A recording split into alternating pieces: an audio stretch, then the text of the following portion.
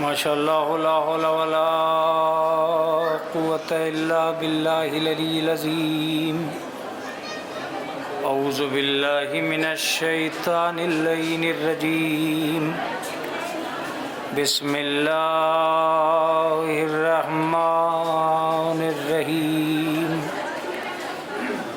الحمد للہ رب العالمین والصلاة والسلام علی اشرف الانبیاء والمرسلین بالقاسم محمد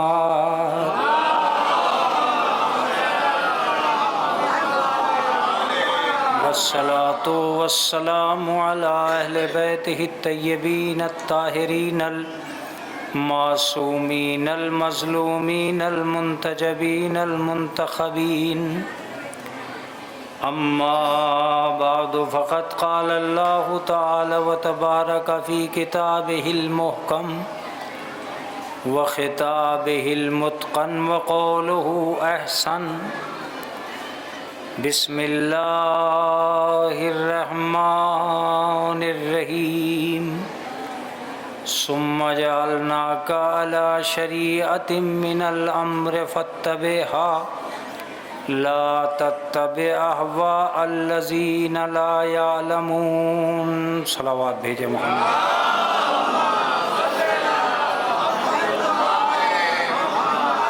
حضرات گرامی قدر، خالق کائنات نے قرآن مقدس میں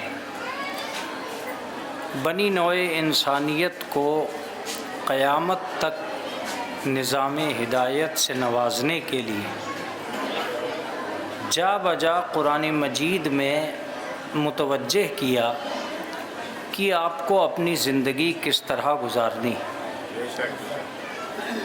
قرآن مجید ہی وہ کتاب ہے جو ہمیں اور آپ کو یہاں سے لے کر اور قیامت تک مطمئن انداز سے اللہ کے حوالے کر سکتی۔ راہ نجات اگر کوئی مضبوط طریقے سے کہیں انسان کے سامنے موجود ہے تو وہ قرآن کی شکل میں ہمارے گھروں میں ہے۔ میں یہ بات کہہ سکتا ہوں کہ ہم قرآن کو دیکھیں یا نہ دیکھیں، قرآن ہمیں ضرور دیکھ رہا ہے کہ کون کیا کر رہا ہے، اور وہ اسی لیے ہمارے گھروں میں ہوتا ہے اور ایسی جگہ پہ ہوتا ہے جہاں سے اس کی نظر ہمارے اوپر پڑتی رہتی ہے، اور وہ یہ جانچ پڑتال کرتا رہتا ہے کہ کون کیا کر رہا ہے۔ جو آج بالکل نہیں بول رہا ہے وہ محشر میں سب سے زیادہ بولے گا۔ تو قرآن کے علاوہ اگر ہم کوئی تصویر قائم کرنا چاہیں تو نہیں ہو سکتی۔ ایک ممکنات کی تصویر یہ ہے کہ ہم قرآن مجید کو راہ ہدایت مان لیں اور اس کو لے کر آگے بڑھیں۔ اس میں آج 25 رجب سے متعلق جو ہم اور آپ امام موسی کاظم علیہ السلام کی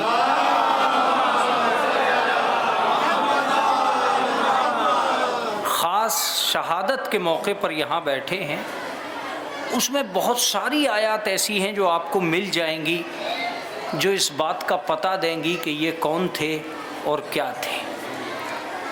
اس میں سے ایک آیت کو میں نے منتخب کیا ہے، اور وہ آیہ کریمہ یہ ہے کہ ہم نے ایک قانون بنایا ہے شریعت کا، آپ کو چاہیے کہ آپ اسی پر عمل کریں۔ لا تتبع اہواء الذین لا یعلمون، مگر خبردار ان کی اتباع نہ کرنا جو جانتے نہیں ہیں، جو نادان ہیں۔ اصل مسئلہ کیا ہے؟ دنیائے انسانیت کو ازل سے لے کر آج تک ایک چیز کی تلاش رہی ہے کہ وہ بغیر نمونے کے زندگی نہیں گزار سکتا، بغیر آئیڈیل کے زندگی نہیں گزار سکتا۔ اس کے سامنے کوئی تو ہو جو اسے یہ بتا سکے کہ چلا کیسے جاتا ہے، بیٹھا کیسے جاتا ہے، اٹھا کیسے جاتا ہے، کھایا کیسے جاتا ہے، پیا کیسے جاتا ہے۔ اگر یہ ساری چیزیں اس کے سامنے نہ ہوں تو غلط سلط پینے لگے گا، غلط سلط کھانے لگے گا، غلط طریقے سے اٹھنے بیٹھنے لگے گا، غلط جگہ پہ بیٹھنے لگے گا۔ یہ بڑی بات تھی، اس کو طریقہ ہی معلوم نہیں ہوگا۔ لہذا پروردگار عالم نے کہا کہ بھائی ہم نے تمہارے لیے ایک قانون دیا ہے، تم اس قانون کی پیروی کرو اور آگے بڑھو۔ ہاں خبردار کسی جاہل کو مت ماننا، کسی نادان کو مت ماننا۔ اصل مسئلہ کیا ہے؟ اصل مسئلہ یہ ہے کہ انسان کی زندگی آئیڈیل تلاش کر رہی ہے، کسے مانے کسے نہ مانے، ایک مسئلہ پیدا ہوتا ہے۔ آج بھی یہ جھگڑا موجود ہے، کسے تسلیم کریں کسے تسلیم نہ کریں، کون ہے جسے قلب سلیم میں جگہ دیں اور کون ہے جسے قلب سلیم سے نکال دیں، کسے عقیدے میں بسائیں کسے عقیدے میں نہ بسائیں۔ یہ جھگڑا اس لیے بھی شروع ہے کہ جب اس دنیا کے اندر ڈاکوؤں کا قبیلہ بغیر سردار کے نہیں چلتا،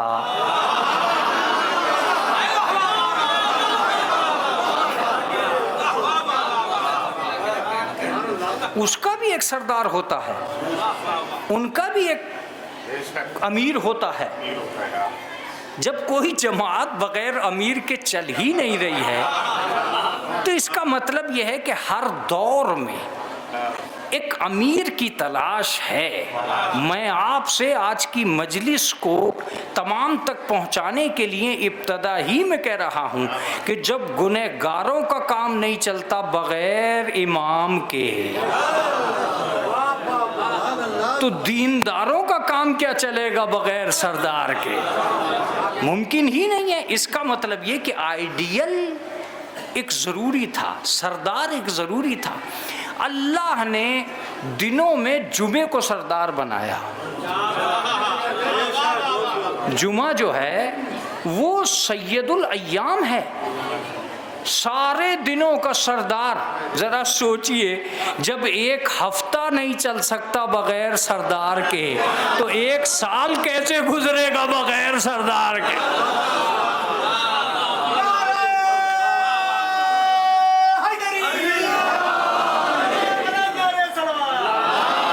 اس کا مطلب یہ ہوا کہ یہ تو طے ہے کہ زندگی بغیر کسی سردار کے نہیں گزر سکتی۔ دنیا میں غلطی کہاں ہوئی ہے؟ غلطی صرف اور صرف اس بارے میں ہوئی ہے کہ مانے یا نہ مانے۔ اللہ نے کہا مانو، تسلیم کرو۔ انسان کی طبیعت میں ماننے کے جذبات تو ہیں، اگر ماننے کے جذبات نہ ہوتے تو کون تھا جو پتھر کو مانتا؟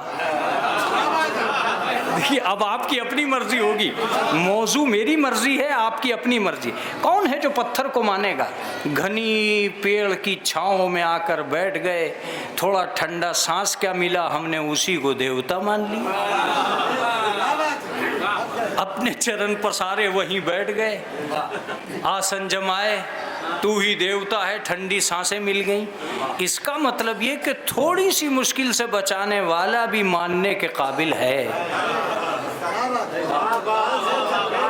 تھوڑی سی مشکل سے بچا رہا ہے تو وہ بھی ماننے کے قابل ہے۔ جذبات ماننے کے تھے تو ماننے والوں نے جانوروں تک کو مان ڈالا۔ ارے بہت توجہ سے، جذبات ماننے کے تھے تو ماننے والوں نے جانوروں تک کو مان لیا۔ اب پروردگار عالم نے دیکھا کہ اطاعت تو جھکتی ہی چلی جا رہی ہے، تسلیمات میں تو ہر ذرے کو مانا جا رہا ہے، لہذا پروردگار عالم نے کہا کہ یہ انسان سے غلطی ہو رہی ہے۔ ہم نے ماننے کے لیے ضرور کہا ہے، اس کا مطلب ان پہ پہرا بٹھانا چاہیے کہ ماننا ضرور، مگر یہ بھی طے کر لینا کہ کسے ماننا ہے۔ میں بہت آسان کر رہا ہوں اپنے بچوں کے لیے، کسے ماننا ہے، اس لیے اللہ نے ایک پہرا بٹھایا ماننے پر۔ میں اسے عربی میں کہوں گا تاکہ میرا منشا ادا ہو جائے، اطاعت پر معرفت کے پہرے بٹھا دیے۔ ارے کیا جملہ تھا یہ، خدا کی قسم! اطاعت پر معرفت کے پہرے بٹھا دیے. میں بچوں کے لیے ترجمہ کر رہا ہوں. معرفت کسے کہتے ہیں؟ معرفت نام ہے ماننے سے پہلے پہچاننے کا. اب میرا مقصد ادا ہو چکا ہے. اللہ نے کہا مانو مگر پہلے پہچانو. کسے ماننا ہے؟ بس زمانے سے غلطی یہی ہوئی ہے کہ انہوں نے مانا ضرور مگر یہ نہیں سوچا کہ کسے مانیں گے. جب غلطی یہ ہونے لگی کہ کسے مانیں گے تو اللہ نے اطاعت پر معرفت کے پہرے بٹھائے کہ پہلے پہچانو بعد میں مانو. کیوں ہوا ایسا؟ اگر آج کی مجلس سننے والے آج کے لیے سن رہے ہیں تو میرے اس جملے کو قدر کافی سمجھیں اور حیثیت سمجھیں اس جملے کی کہ کیوں ایسا ہوا کہ اللہ نے پہرے بٹھائے کہ تم پہلے پہچاننا بعد میں ماننا. کیوں پہرے بٹھائے؟ اس لیے بٹھائے کہ ممکن ہے کہ تمہارے سجدوں کو لوٹنے کے لیے فرعون سامنے خدا بنا بیٹھا ہو. ارے کیا جملہ تھا یہ! لہذا سجدہ کرنے سے پہلے پہچان لینا کہ خدا کون ہے. مجھے یہ معلوم ہے کہ میں سلطان پور کے اوائل میں مجلس پڑھ رہا ہوں. اگر یہ معلوم ہے تو یہ جملہ میں چھوڑوں گا نہیں جسے میں کہنے جا رہا ہوں. کلمہ پڑھنے سے پہلے پہچان لینا رسول خدا کون ہے. آئے ہائے آئے ہائے. سجدہ کرنے سے پہلے پہچاننا خدا کون ہے. کلمہ پڑھنے سے پہلے پہچاننا رسول خدا کون ہے. ہدایت پہلے پہچان لینا پھر پہچاننا خلیفہ کون ہے.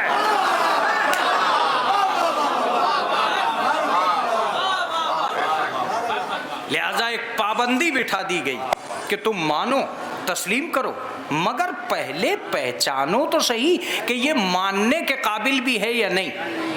اب میں پوری مجلس کی طرف سے ایک جملہ کہوں گا کہ پروردگارہ ہماری کیا غلطی ہے.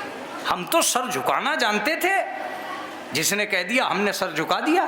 کہ یہی تو ہم بھی تم سے کہہ رہے ہیں کہ ہر کسی کے سامنے سر مت جھکاؤ.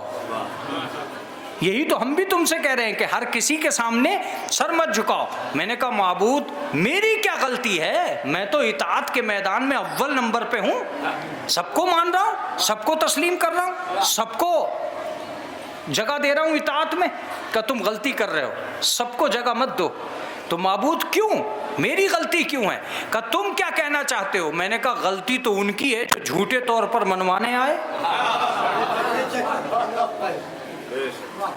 ہو گئی. اس کا مطلب یہ کہ غلطی ماننے والوں کی نہیں ہے, غلطی منوانے والوں کی ہے. ہو سکتا ہے کہ ماننے والے ٹھیک ہوں مگر منوانے والے ہی غلط ہوں.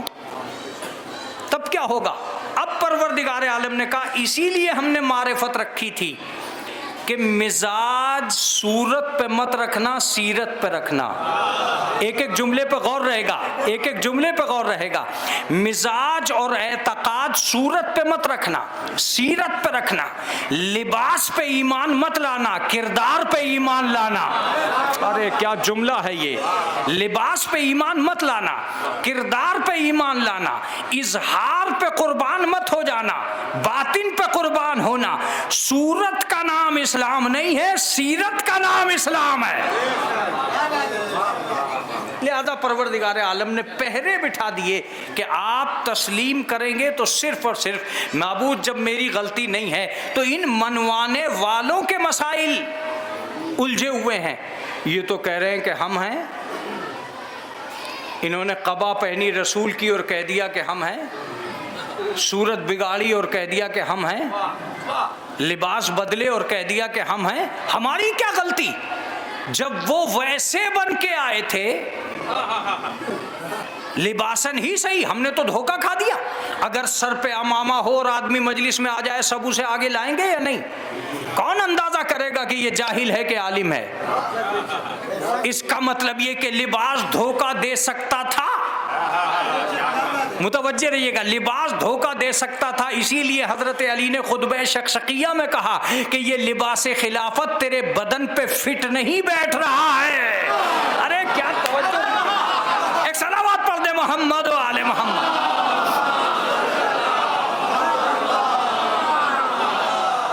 یہی کہا تھا کہ لباس خلافت تیرے بدن پہ فٹ نہیں بیٹھ رہا۔ لباس کا نام کیوں لیا؟ لباس کا نام ہی اس لیے لیا کہ صورت کو مولا پہچانوانا چاہتے تھے کہ تم اس کی صورت کو پہچانو، اس پہ یہ لباس خلافت صحیح نہیں ہے۔ تو اب صحیح معنی میں غلطی کس کی ہوئی؟ پروردگار کا۔ غلطی ان کی ہے جن کو مانا جا رہا ہے۔ میں نے کہا کچھ ان کو کلیئر کر دے تو ہم صحیح ماننا شروع کر دیں گے۔ اب آیت تمہید سے باہر آ گئی، ترجمہ ہونے جا رہا ہے۔ پروردگار نے کہا اچھا تم اس لیے پریشان ہو کہ منوانے والوں کی بھیڑ ہو گئی ہے، سینکڑوں کھڑے ہیں ووٹ لینے کے چکر میں۔ اگر تم اسی لیے پریشان ہو تو ہم ایک کام کرنے جا رہے ہیں، ہم ایک لسٹ آؤٹ کر رہے ہیں کہ انہیں نہ ماننا۔ آغا مجلس ہونے جا رہی ہے، انہیں نہ ماننا۔ میں نے کہا معبود پہلی صفت بتا دے کہ کسے نہ مانے۔ کہا لا تتبع اہواء الذین لا یعلمون، خبردار انہیں نہ ماننا جو جانتے نہیں ہیں۔ آغا مجھے علم ہے کہ آپ کتنی مجلسیں سننے والے لوگ ہیں، کتنی مجلسیں سننے والے لوگ ہیں، اس لیے میں اپنے لفظوں کو بہت مختصر کر کے صرفہ کروں گا، متوجہ رہیے گا۔ انہیں مت ماننا جو جاہل ہیں، جو نادان ہیں۔ معبود جاہل اور نادان کو نہ مانوں، اس کی دلیل کیا ہے؟ کون جاہل ہے کون عالم کا؟ بس اتنا سمجھ لینا کہ ایک مسئلہ اس کے سامنے لے کے جانا، ایک سوال اس کے سامنے لے کے جانا، اگر وہ ممبر پر بیٹھ کے یہ کہہ دے کہ نہیں جانتا تو مت ماننا۔ آغا مجلس ہونا چاہیے اس جملے میں۔ اور اگر ممبر پر بیٹھ کے یہ کہہ دے کہ زمین سے زیادہ آسمان کے راستے جانتا ہوں، سلونی قبل ان تفقدونی، مجھ سے پوچھو اس سے پہلے کہ میں تمہارے درمیان میں نہ رہوں۔ اس کا مطلب یہ کہ اسے ماننا جو جانتا ہو۔ میں نے کہا پروردگار اگر اس نے سارے سوال بتا دیے تب کیا ہوگا؟ کہا اگر سارے سوال بھی بتا دیے تو وہ عالم ضرور ہے، مگر یہ بھی دیکھ لینا کہ کتنا عالم ہے۔ میں گیا ڈاکٹر صاحب کے پاس، میں نے ڈاکٹر صاحب سے کہا ڈاکٹر صاحب بھینس کے بارے میں کیا جانتے ہیں؟ ایوب کا کتنا پاگل آدمی ہے، میں آدمیوں کا ڈاکٹر بھینس کو کیا جانوں؟ تو میں نے کہا یہ بتا دیے ستاروں کے بارے میں کتنا جانتے ہیں؟ ارے کہا میں ایک ڈاکٹر ہوں، ستاروں کے بارے سے میرا کیا تعلق؟ میں نے کہا چاند کے بارے میں کیا جانتے؟ تو میں چاند کے بارے میں کیا جانوں؟ تو میں نے کہا ڈاکٹر صاحب کہتے کیوں نہیں ہو کہ تم عالم کم ہو جاہل زیادہ؟ ارے مجلس تمام ہے اس جملے میں، عالم کم ہو جاہل زیادہ۔ ہر آدمی جسے بھی دیکھیے گا وہ اپنے علم کی انتہا کو پہنچتے پہنچتے عالم کم ہوگا جاہل زیادہ ہوگا۔ جتنی چیزیں جان لی گئی ہیں وہ کم ہیں، جتنی جاننے کے لیے باقی ہیں۔ بھئی میں ایک زبان جانتا ہوں، دوسری زبان باقی ہے، تیسری باقی ہے، چوتھی باقی ہے، پانچویں باقی ہے۔ اسی طرح میں ایک چیز کو جانتا ہوں، دوسری باقی ہے۔ اس کا مطلب یہ کہ جاہل کم ہے عالم زیادہ۔ میں نے کہا مالک میرے یہاں تو ایسے ہی مل رہے ہیں کہ جاہل کم ہے عالم کم ہے جاہل زیادہ ہیں۔ کہ اگر تمہارے گھروں میں نہ ملے تو ہمارے گھر آ جانا۔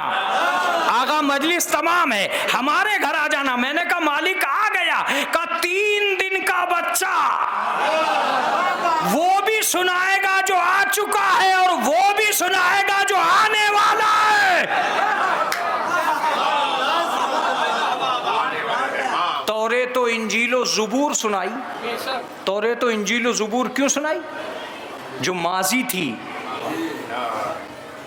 قرآن کیوں سنایا؟ جو مستقبل تھا۔ متوجہ رہیے گا، قرآن کیوں سنایا؟ میں نے تو خود مولا سے کہا میرے مولا قرآن سنا کر کیا علم کا رعب جمانا چاہتے تھے؟ کیا علم کا رعب جمانا چاہتے تھے؟ کہ علم کا رعب نہیں جما رہا تھا، میں نبی کو عالم ثابت کرنے کے لیے قرآن سنا رہا تھا۔ ارے بہت توجہ، میں نبی کو عالم ثابت کرنے کے لیے، میں نے کہا نبی اپنے آپ بھی تو ثابت کر سکتے تھے کہ وہ عالم قرآن ہے، آپ نے کیوں ثابت کیا؟ کہا نبی پڑھتے ضرور قرآن مگر سنتا کون؟ مجلس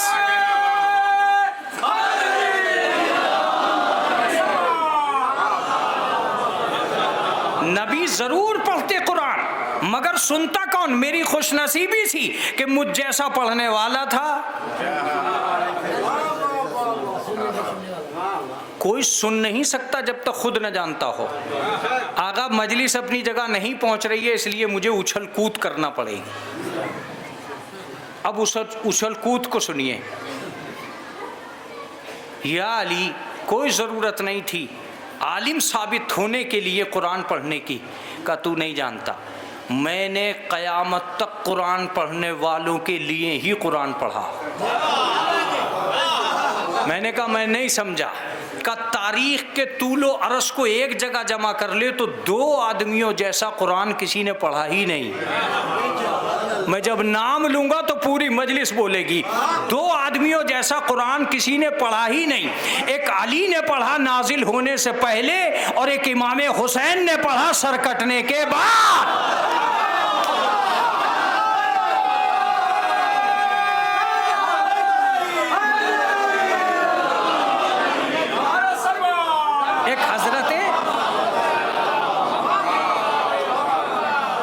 حضرت علی علیہ السلام نے پڑھا نازل ہونے سے پہلے اور ایک امام حسین نے پڑھا سر کٹنے کے۔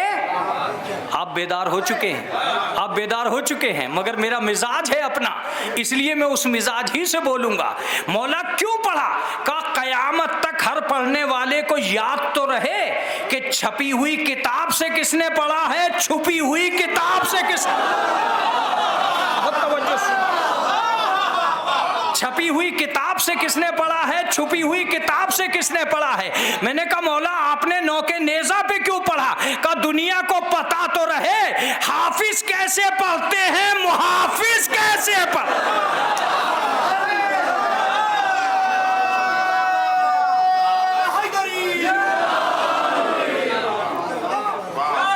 یہ یاد تو رہے۔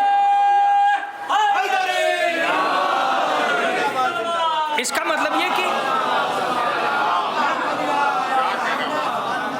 پہلی صفت پروردگار عالم نے بتائی کہ کبھی بھی جاہل کو مت ماننا، جب ماننا عالم ہی کو ماننا۔ تو اس کا مطلب یہ ہے کہ اس دور میں اور اس دور میں جب سے لے کر اب تک ہماری ذمہ داری کیا ہے؟ ہماری ذمہ داری یہ ہے کہ ہم جب بھی مانیں عالم کو مانیں، جاہل کو نہ مانیں۔ آغا میں مجلس کو تمام کر دیتا مگر یہی وہ رخ ہے جو آج کی مجلس کے لیے ہے، اور ایک لفظ آپ کو مجلس میں پہنچائے گا، متوجہ رہیے گا۔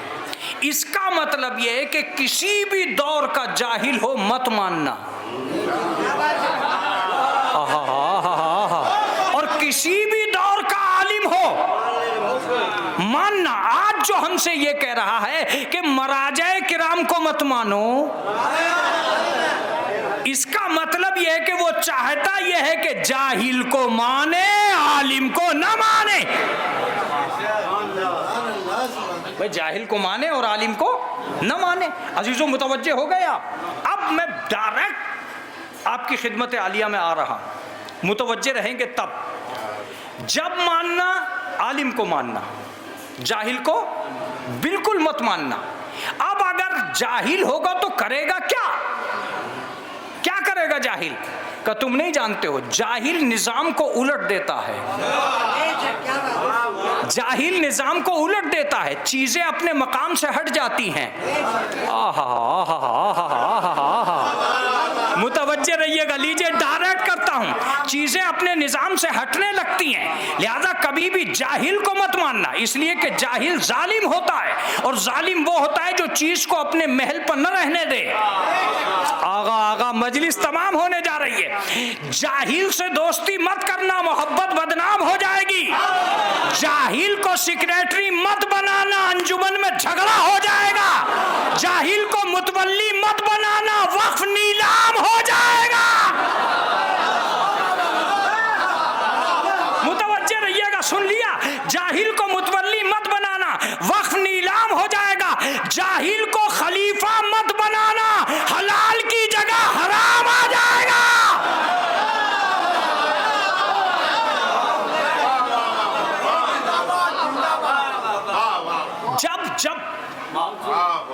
جب ہم قرآن مجید کے خلاف کوئی کام کریں گے وہ ہمارے سامنے آ کر کھڑا ہو جائے گا، ہمارے سامنے آ کر کھڑا ہو جائے گا.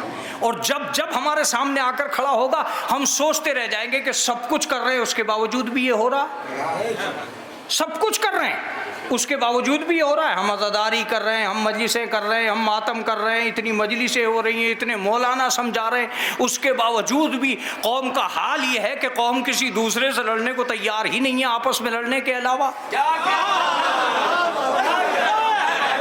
قوم کوئی کام نہیں کر رہی ہے، آپس ہی میں لڑ رہی ہے. میں کبھی کبھی کہتا ہوں کہ جو فہرست دعوت کی ہے وہی فہرست عداوت کی ہے.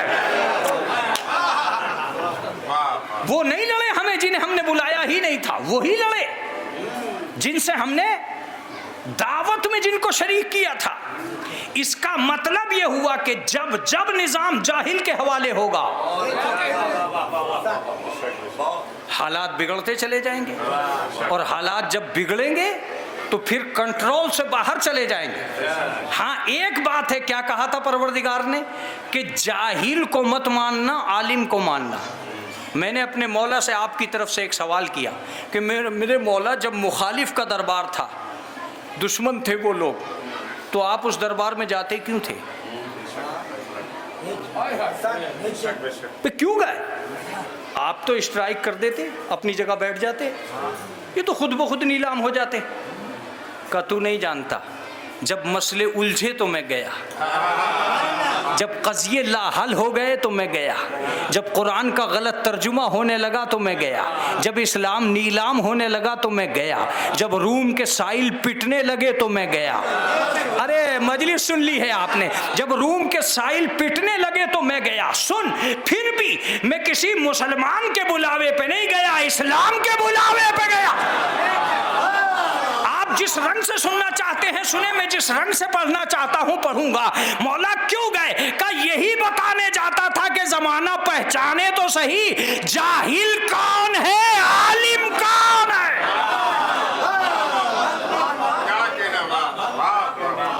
میں مسائل کو حل کرنے کے لیے جایا کرتا تھا، ورنہ مجھے کوئی ضرورت نہیں پڑی تھی کہ میں خواہ دربار کے چکر لگاتا. میں نے کہا مولا میرے جوان تو یہ بھی کہتے ہیں کہ آپ گھر میں بیٹھ گئے، آپ کے بازوؤں میں طاقت تھی، ذوالفقار آپ کے پاس تھی، ایک دفعہ نکال لیتے یہ سب نکل جاتے.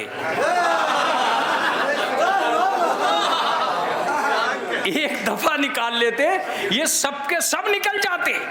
جو رات کی تاریکی میں بستر کے قریب نہ ٹھہرے وہ گلیوں میں کیا ٹھہرتے. ارے کیا جملہ تھا جو رائے گا گیا ہے. آپ گلی میں ایک مرتبہ ذوالفقار لے کے تو آتے کہ سن میں جب بھی لڑا اللہ کے حق کی خاطر لڑا، اپنے حق کی خاطر نہیں لڑا. ارے جملہ مکمل ہو گیا اور آپ بولے نہیں. میں نے کہا کیا دلیل ہے کہ آپ اپنے حق کی خاطر نہیں لڑے، اللہ ہی کے حق کی خاطر لڑے. کہ اسی لیے میں نے اپنے کارخانے میں تلوار نہیں بنائی ہے، آسمان سے تلوار آئی ہے. اب آپ مجلس سننے لگے ہیں، اب آپ مجلس سننے لگے ہیں، آسمان سے تلوار آئی ہے. میں نے کہا آسمان سے تلوار آئی کیوں؟ کہ یہ بتانے کے لیے کہ میں سپاہی بھی وہی کا ہوں، اسلحہ بھی وہی کا ہے. جملہ ہے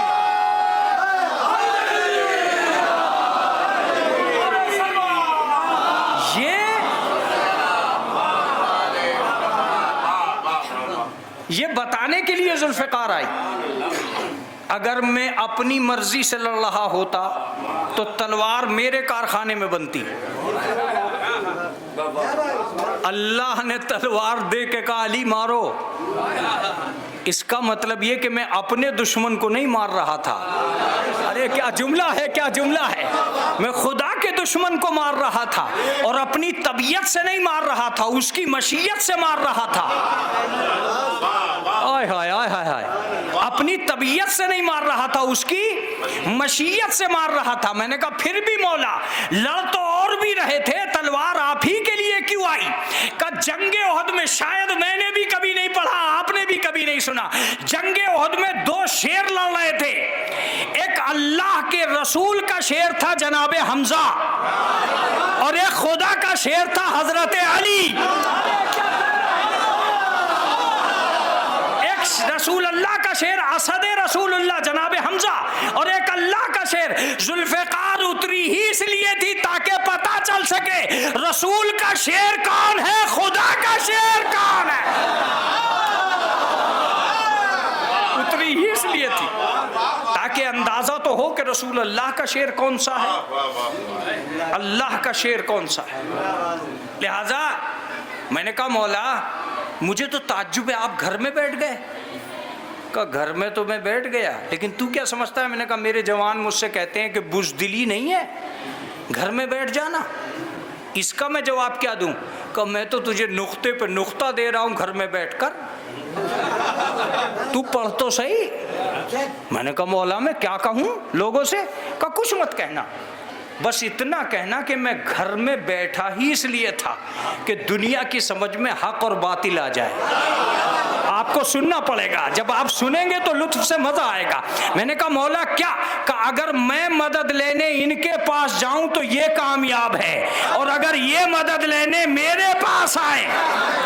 اب جو مجلس کا جملہ ہے وہ بھی سن لیجئے. کیوں بیٹھے؟ کہ میں گھر میں بیٹھا اس لیے تھا کہ قیامت تک کے لوگوں کو پتہ چل جائے محتاج کائنات کون ہے, مولائے کائنات کون ہے.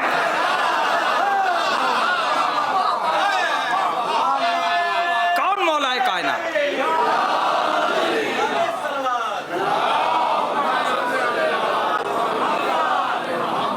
میں نے کہا صاحب یہ بات تو سمجھ میں آ رہی ہے کہ ہم کبھی بھی جاہل کو نہ مانیں.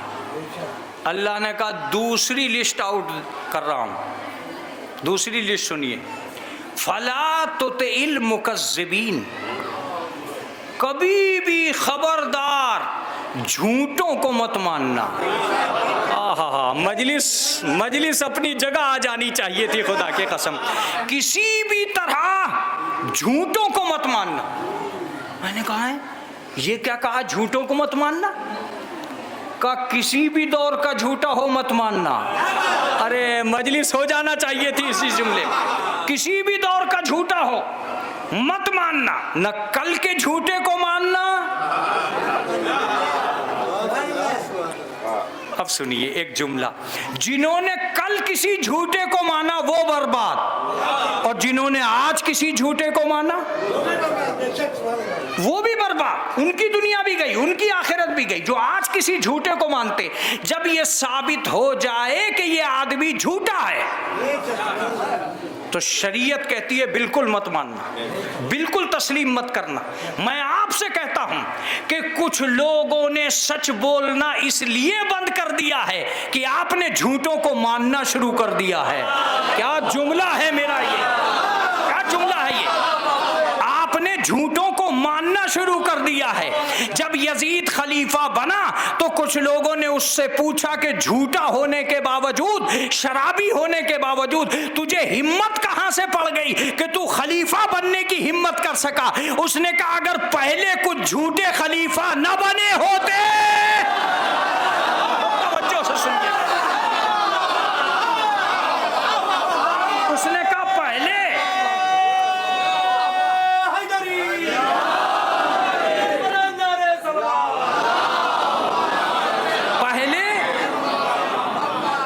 کچھ جھوٹے لوگوں نے اپنے آپ کو نہ منوایا ہوتا تو میں بھی کبھی نہ منواتا.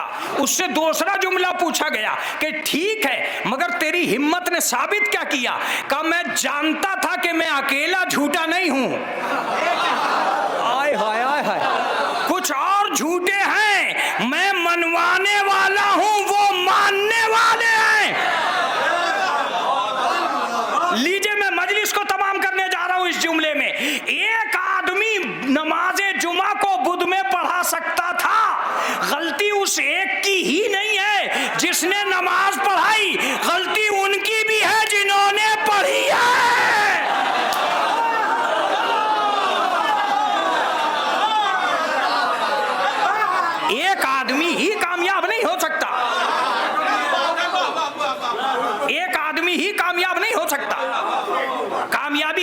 ملتی ہے؟ جب ایک جھوٹے کو یقین ہو جائے کہ ووٹروں میں سپورٹر جھوٹے ہیں، اگر سپورٹر جھوٹے نہ ملیں تو کسی دور میں بھی کسی سچے کا نقصان نہیں ہو سکتا تھا، مگر سچوں کا نقصان ہی جھوٹوں کی بھیڑ میں ہوتا ہے۔ کیا جملہ ہے میرا، خدا کی قسم۔ اب میں بالکل قریب آ رہا ہوں، اور مجھے معاف کر دیجئے گا، یہ میرا انداز ہے، میں چھوڑتا کسی کو بھی نہیں، اس لیے میرا یہ انداز ہے اور اسے معاف کر دیجئے گا۔ دنیا کا سب سے اونچا منصب کون سا ہو سکتا ہے؟ خدا۔ جب جھوٹے خدا بن سکتے ہیں، ارے مجلس ہے یہ، تو کیا نہیں بن سکتا کوئی بھی جھوٹا؟ ارے نہیں، جملہ ہی نہیں پہنچا۔ اس کا مطلب یہ ہے کہ جب خدائی کا دعویٰ جھوٹا کر سکتا ہے تو نبوت کے دعوے دار بھی جھوٹے ہو سکتے ہیں۔ مسیلمہ کذاب جھوٹا نبی تھا، اس کا مطلب یہ کہ جب نبوت میں جھوٹے ہو سکتے ہیں تو کیا امت میں جھوٹے نہیں ہو سکتے؟ خلافت میں جھوٹے نہیں ہو سکتے؟ جب اللہ بن کے جھوٹے ہو گئے تو کیا ملا بن کے جھوٹے نہیں ہو سکتے؟ ارے میں کیا جملہ کہنے جا رہا ہوں، توجہ دیجیے گا۔ کیا ملا جھوٹ نہیں بول سکتے؟ جب اس نے اللہ بن کے جھوٹ بول دیا تو یہ تو صرف ملا ہی ہے۔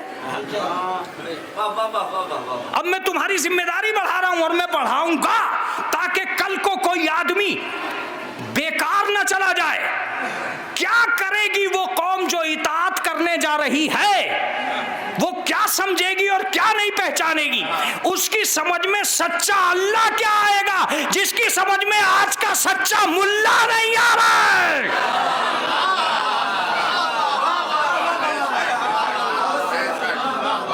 جھوٹے بھی ہو سکتے ہیں، سچے بھی ہو سکتے ہیں۔ ہم سے بس اتنا کہا گیا کہ کبھی بھی جھوٹوں کی اتباع نہ کرنا۔ میں نے کہا مالک، ایک آدمی کا تعلق دوسرے آدمی سے ہے، اس کی نظر میں وہ سچا ہے، اور میرے 10 روپے لے کے اس نے کبھی دیے نہیں، میری نظر میں وہ جھوٹا ہے۔ تو میں ایسے سچے کہاں سے لاؤں جو سب کی نظر میں سچے ہوں؟ ارے مجلس کو ہو جانا چاہیے تھا جو سب کی نظر میں سچے ہوں۔ کہ کل جب تم عالم ڈھونڈ رہے تھے اور تمہارے گھر میں نہیں ملے تو میں نے اپنے گھر میں ایک عالم کو پیدا کیا تاکہ تمہاری سمجھ میں آ سکے کہ میرا عالم کون سا ہے۔ آئے ہائے آئے ہائے، مجلس ہو چکی ہے۔ میں نے کہا معبود ایسے ہی مجھے سچے بھی بتا دے کہ سچے کہاں ہیں۔ کہ تمہاری سمجھ میں نہیں آ رہا ہے؟ میں نے کہا میں تو ڈھونڈتا پھر رہا ہوں، 10 کی نظر میں سچا ہے، 10 کی نظر میں سچا نہیں ہے، 10 کی نظر میں جھوٹا ہے، 10 کی نظر میں سچا ہے۔ ایسے سچوں کا میں کیا کروں گا؟ کہ اگر تمہیں سچے نہ ملے تو ہم کچھ سچوں کو گھر سے نکال کر میدان میں لا رہے ہیں۔ مجلس تو ہو جانا چاہیے تھی۔ کچھ سچوں کو میدان میں لا رہے ہیں۔ میں نے کہا کیا مطلب؟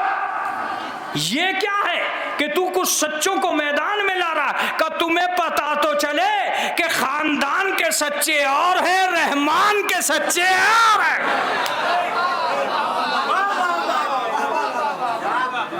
دیکھیے میں یہاں تھوڑی سی دیر سلام ضرور کروں گا، اس لیے کہ میں آگے نہیں بڑھ سکتا۔ امام تک پہنچنے کے لیے میں سلام ضرور کروں گا، اگر میں سلام نہ کروں تو میرے لیے ممکن نہیں رہے گا کہ میں اس بحث کو مکمل کر دوں۔ میں نے کہا کہ یہ سچے کون سے ہیں؟ کہ یہ 5 سچے۔ میں نے کہا 5 سچے؟ کہ یہ مت سوچ 5 سچے، یہ سوچ کہ بچے بھی سچے۔ یہ مت سوچ کہ 5 سچے، یہ سوچ کہ بچے بھی سچے۔ میں نے کہا بچے بھی سچے؟ کہ بالکل۔ یہ بچے کس کے ہیں؟ میں نے کہا یہ حسن اور حسین ہیں، فاطمہ کے بچے۔ کہ انہیں ایسے مت سوچ لینا کہ یہ بچے ہیں۔ میں نے کہا کیوں؟ کہ امت کا بوڑھا مرنے تک جنتی نہیں ہو پاتا، اور یہ بچپنے ہی میں جوانان جنت کے سردار ہیں۔ مجلس اس میں ہونی چاہیے تھی. یہ بچپنے ہی میں جوانان جنت کے سردار ہیں. میں نے کہا مالک یہ کیسے؟ کہا قیامت تک یہ بات تجھے پتہ رہنی چاہیے کہ جنت میں جانے والے اور ہیں، جنت سے آنے والے اور ہیں.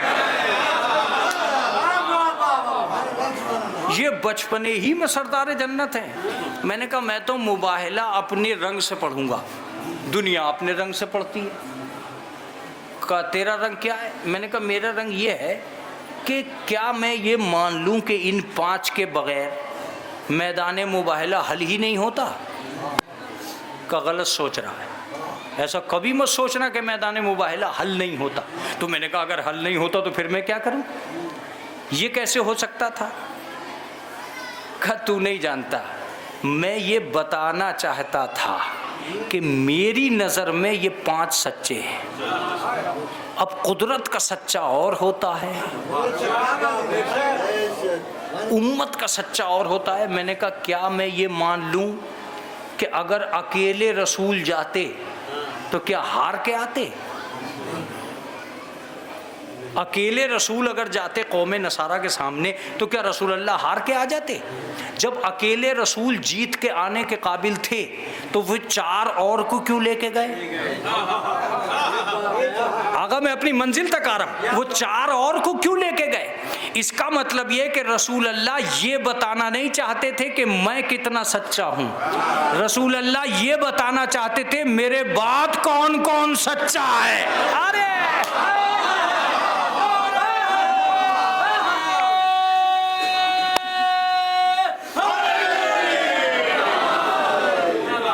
رسول اللہ یہ بتانا چاہتے تھے کہ میرے بعد کون کون سچا ہے. میں نے کہا یہ 5 ہیں. بالکل. کہا 5 ہیں. کہا ان 5 کو چلنے دے. یا رسول اللہ میں کیا لکھوں؟ کہا لکھ دے. ہم یہ بتانے نہیں آئے ہیں کہ ہم کتنے سچے ہیں، ہم تجھے یہ بتانے آئے ہیں کہ قیامت تک کا جھوٹا کون ہے. آغا مجلس ہونی چاہیے، یہ سلطان پور کا مجمع ہے. قیامت تک کا جھوٹا کون ہے؟ میں نے کہا کون؟ کہ جو آج محمد کے مقابلے پہ آ گیا وہ جھوٹا، کل جو علی کے مقابلے پہ آ گیا، پرسوں جو فاطمہ کے مقابلے پہ آ گیا. کیا جملہ ہے یہ! آج جب میدان میں آ گیا تو میدان میں جھوٹا ہے، کل جب دربار میں آ گیا.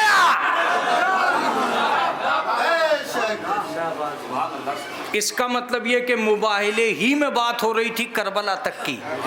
جب آج حسین کے مقابلے پہ یہ سچے نہیں ہیں تو کل جو بھی حسین علیہ السلام کے مقابلے پہ آئے گا وہ جھوٹا ہوگا. آقا میں مجلس پڑھ چکا. میں آپ سے بس ایک گزارش کر رہا تھا کہ کل سے لے کر آج تک اور آج سے لے کر قیامت تک آپ کی اور میری ڈیوٹی یہ ہے کہ ہم اطاعت سے پہلے کوشش کریں معرفت کی. یہی وہ غلطی ہے جو کل کے لوگوں سے ہوئی. یہی وجہ تھی کہ انہوں نے سچوں کو قید میں رکھا، جھوٹوں کو دربار میں رکھا. کیا جملہ ہے یہ! اگر آج نہیں پڑھا گیا تو کبھی نہیں پڑھ پاؤں گا. سچوں کو قید میں رکھا، جھوٹوں کو دربار میں رکھا. لیکن کمال کی بات یہ تھی کہ 7ویں امام کو 14 سال قید میں رکھ کر بادشاہ مجرم نہ بنا سکا. ارے میرا جملہ ختم ہو گیا. 14 سال جیل میں رکھ کر مجرم نہ بنا سکا. مجرم یہ بنا جو دربار میں تھا، وہ نہیں بنے جو قید خانے میں تھے. اس لیے کہ آج تک لوگ اس کو دربار دیکھنے نہیں جاتے، ان کا قید خانہ دیکھنے جاتے ہیں.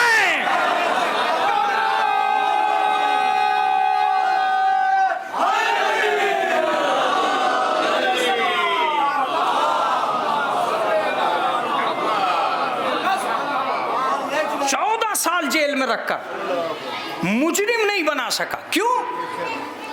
اس لیے نہیں بنا سکا کہ یہ مجرم تھے ہی نہیں. میں آپ کو ایک بات یاد دلا دوں، پھر اپنی منزل کی طرف آ جاؤں گا اور مجلس کو تمام کر دوں گا. ایک بات یاد دلا دوں، آج جب انسان بغداد میں اترتا ہے تو وہ ڈھونڈتا ہے کس کی حکومت ہے، کس کی زمین ہے، کس کا دربار ہے، کس کا جلال ہے.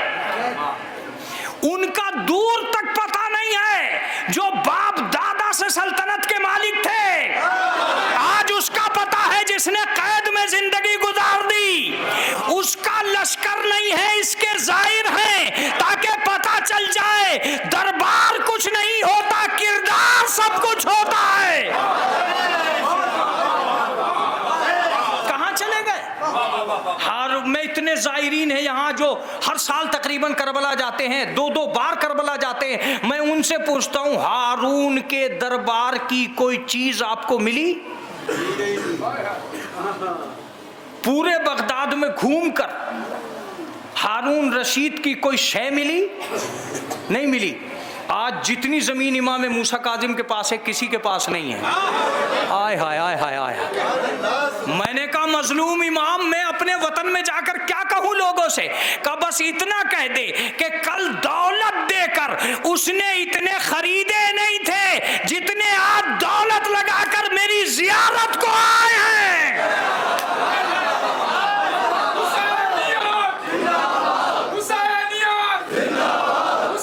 کس کے پاس تھا؟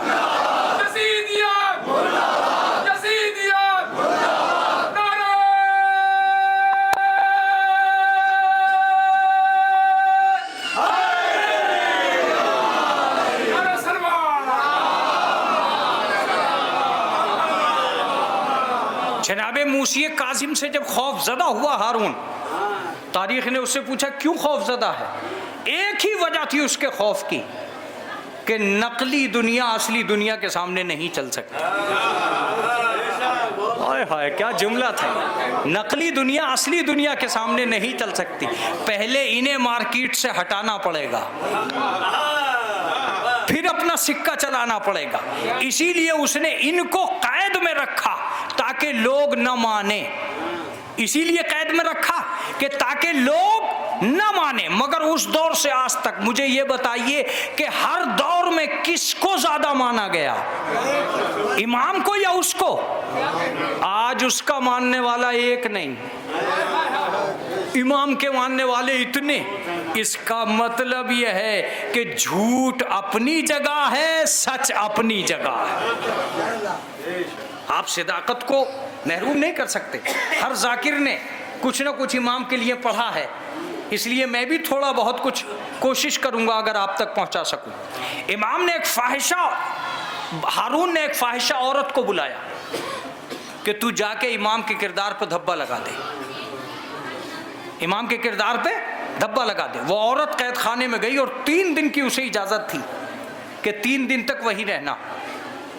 3 دن کے بعد جب اسے لایا گیا تو بادشاہ نے بڑا دربار سجایا کہ یہ عورت قید خانے میں گئی تھی، یہ تمہیں بتائے گی رافضیوں کا امام کیسا ہے۔ جیسے ہی یہ کہا گیا کہ یہ تمہیں بتائے گی رافضیوں کا امام کیسا ہے، وہ آئی اور آنے کے بعد تخت پہ کھڑی ہوئی۔ اس نے بادشاہ کی طرف کو مخاطب ہو کے کہا بادشاہ کیا چاہتا ہے؟ کہ وہ بتا جو تو نے دیکھا۔ آقا میں مجلس تمام کرنے جا رہا ہوں، وہ بتا جو تو نے دیکھا۔ تو اس نے بادشاہ کی طرف دیکھ کے کہا کہ وہ بتاؤں جو میں نے دیکھا یا وہ بتاؤں جو تو نے مجھے دکھا کے بھیجا تھا؟ وہ بتاؤں جو تو نے مجھے سکھا کے بھیجا تھا؟ کیا کہہ رہی ہے؟ کہ جو تو نے سکھایا تھا وہ اور تھا، جو میں نے دیکھا ہے وہ اور ہے۔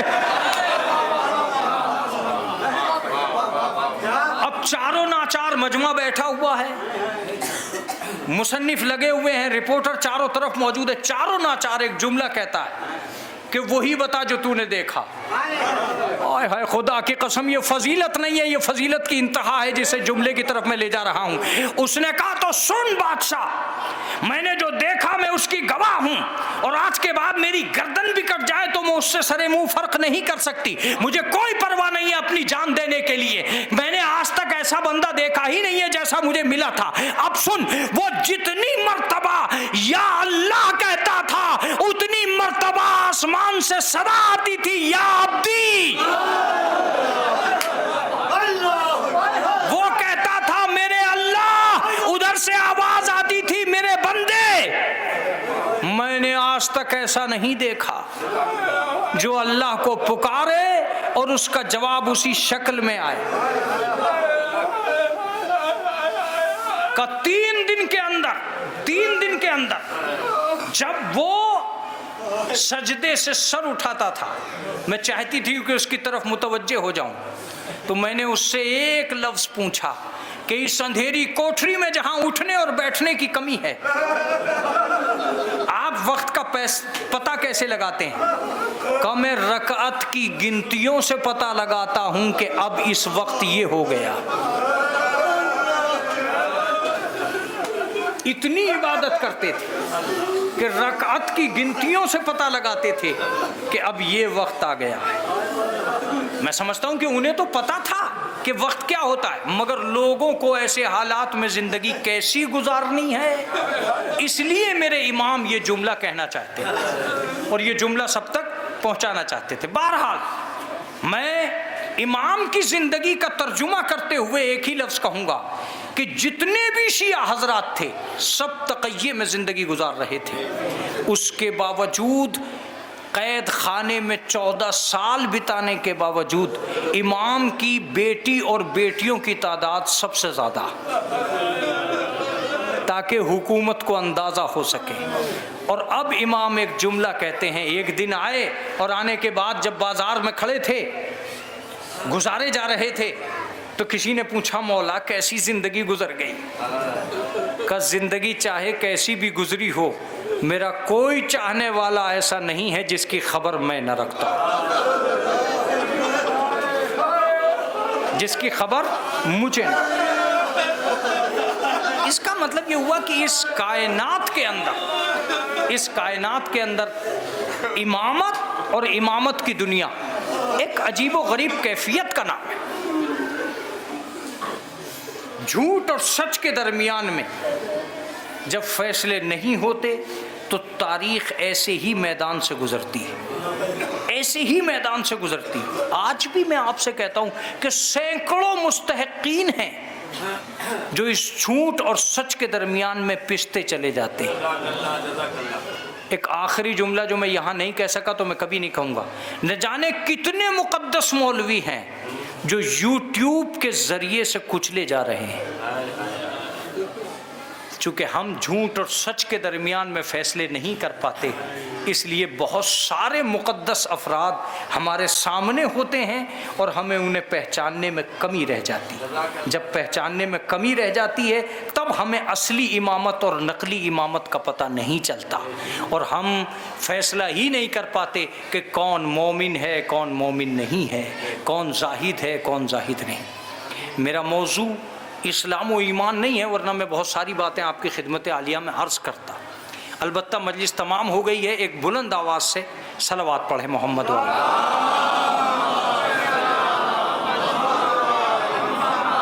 اس سے بھی بلند تر صلوات پڑھے محمد والے.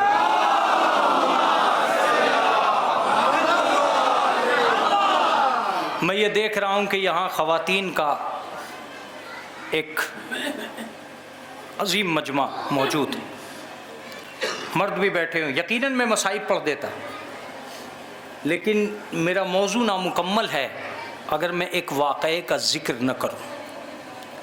ایک واقعے کا ذکر کرتا ہوں تاکہ یہ پتہ چل سکے کہ ہر دور میں پہچاننا کتنا ضروری ہے.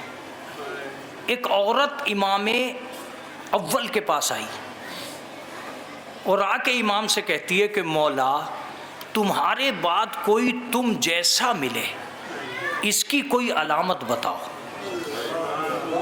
عورتیں عقیدے کی دنیا میں بہت پختہ ہوتی ہیں اور یہ واقعاً پوری ڈگر پہ رکھتی ہیں اور ہمیشہ پہچاننے کی کوشش کرتی ہیں کہ حقیقت کہاں ہے، اور ان کے ذریعے سے ہی آندولن کامیاب ہوتے، ان کے ذریعے ہی سے آندولن کامیاب ہوتے. عقیدے کی لڑائی اگر عورتوں میں ڈال دی جائے تو بہت جلدی کامیاب ہو جاتی ہے دنیا.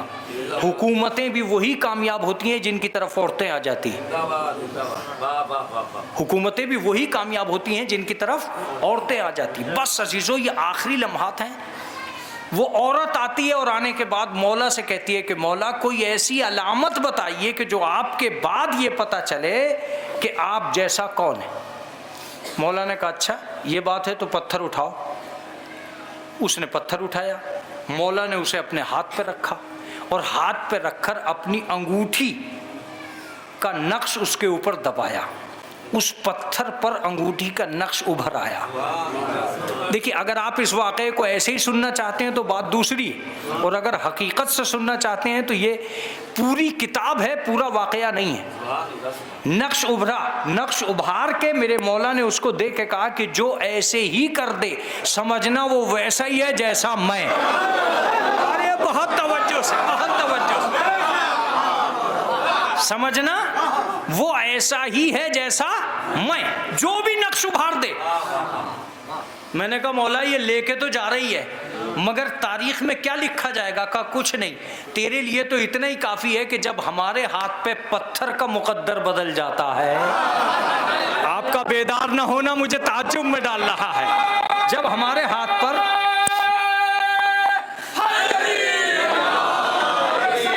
پتھر کا مقدر بدل رہا ہے تو بشر کا مقدر کیوں نہیں بدلے گا؟ ہم تو پتھر کا بھی مقدر بدل رہے ہیں۔ میں نے کہا مولا میری سمجھ میں بات آ گئی۔ وہ بڑھیا لے کے چلی گئی، یاد رکھیے گا وہ لے کے چلی گئی۔ حضرت کی شہادت کے بعد وہ امام حسن کے پاس آئی اور دور سے پتھر دکھا کے بولی جانتے ہو؟ میں نے کہا تھا کہ یہ پوری کتاب ہے، جانتے ہو؟ مولا نے کہا ہاں پہچانتا ہوں، یہ میرے اچھے باپ کا اچھا نقش ہے۔ ہائے ہائے، آپ کو بیدار ہونا پڑے گا تھوڑی سی دیر۔ یہ میرے اچھے باپ کا اچھا نقش ہے کا کیا مطلب؟ کہ لوگ تو اپنے برے باپ کا نقش نہیں بھول رہے ہیں، میں اچھے باپ کا نقش بھول جاؤں گا؟ کہ اگر ایسا ہی ہے کہ تم نے پہچان لیا ہے تو یہ لو۔ امام نے اسے ہاتھوں پہ رکھا اور ہاتھوں پہ رکھ کے نقش کرنے کے لیے ہاتھ اٹھایا۔ ابھی ہاتھ اٹھایا ہی تھا کہ بڑھیا سجدے میں۔ امام نے ہاتھ روک کے کہا ابھی سے سجدے میں کیا مطلب؟ ابھی تو میں نے نقش کیا بھی نہیں۔ کہا میں سمجھ گئی تو وہی ہے جو پہلا تھا۔ کہا یہ کیسے سمجھا؟ کہ ہاتھ ویسے ہی اٹھا ہے جیسا پہلے کا اٹھا تھا۔ بہت توجہ سے، ہاتھ ویسے ہی اٹھا ہے جیسا پہلے کا اٹھا تھا۔ نقش کیا اور نقش کر کے اس کے حوالے کیا اور حوالے کر کے ایک جملہ کہا، اگر آپ نے اسے سن لیا تو بات آگے بڑھے گی ورنہ تمام بھی ہو سکتی ہے۔ نقش دے کر اس سے کہا کہ خوب ملا لے، کوئی فرق تو نہیں ہے، لفظیں ملا لے، نقطے ملا لے، لکیریں ملا لے، نقش و نگار ملا لے، کوئی فرق تو نہیں ہے؟ کہ بالکل من و عن ویسے ہی ہے جیسے پہلے کا تھا۔ تو کہا جاؤ امت سے کہہ دینا جب ہم پتھر کا نقش نہیں بدلنے دے رہے ہیں تو شریعت کا نقشہ کیا بدلنے دیں گے؟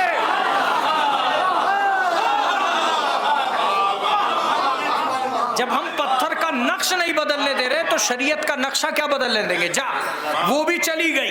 اب آپ کا امتحان بھی ہے اور میرا امتحان بھی ہے، جو سوال تمہارے ذہنوں میں وہ میرے بھی ہے، مگر اس واقعے کے آخر میں اس کا جواب ملے گا۔ وہ بڑھیا چلی گئی، کچھ دن کے بعد تیسرے امام کے پاس آئی اور دور سے پتھر دکھا کے بولی پہچانتے ہو؟ مولا نے کہا خوب پہچانتا ہوں، اس پہ میرے باپ اور میرے بھائی کا نقش ہے۔ تو کہا یہ لو، اپنے اصلی ہونے کا ثبوت دے دو، اپنے اصلی ہونے کا ثبوت دے دو۔ مولا نے اسے اپنے ہاتھ پہ رکھا اور ہاتھ پہ رکھنے کے بعد اب تک یہ سوال کرتی تھی، اب مولا نے پوچھا، ارے آپ اگر بیدار ہیں تو سنیں، اب مولا نے پوچھا یہ بتا اس پتھر کو کہیں اور بھی لے گئی؟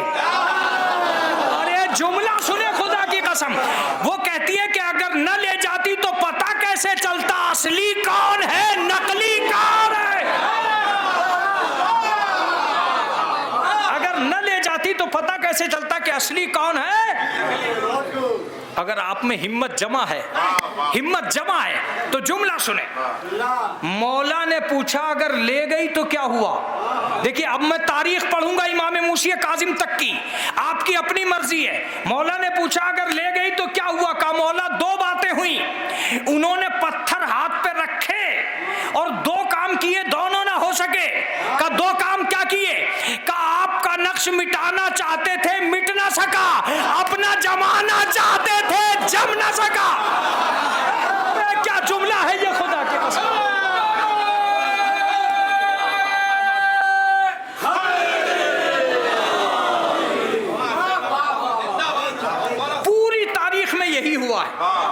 کہ ان کا نقش مٹانا چاہا مٹ نہ سکا، اپنا جمانا چاہا 40 انگوٹھیاں دے ڈالی،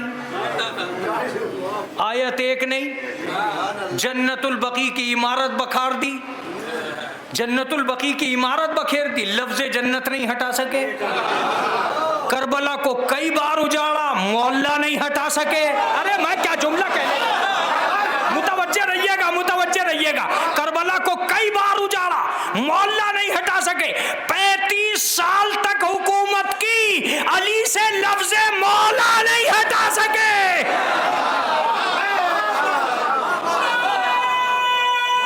علی مولا ہی رہا۔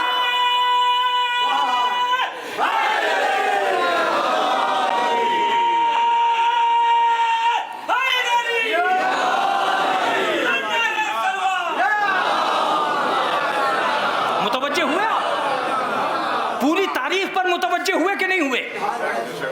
ان کے گھر گرائے، ان کے تذکرے نہیں مٹائے۔ یہ حقیقتیں ہیں کہ نہیں ہیں؟ غدیر میں جو نقش جمع تھا اسے کئی بار مٹایا گیا مگر مٹا نہیں سکے۔ اس نے کہا کہ مولا اپنا جمانا چاہتے تھے، جم نہ سکا، آپ کا مٹانا چاہتے تھے۔ مولا نے بھی انگوٹھی پہ مہر کر دی اور کہا لے جاؤ، بڑھیا پھر چلی گئی۔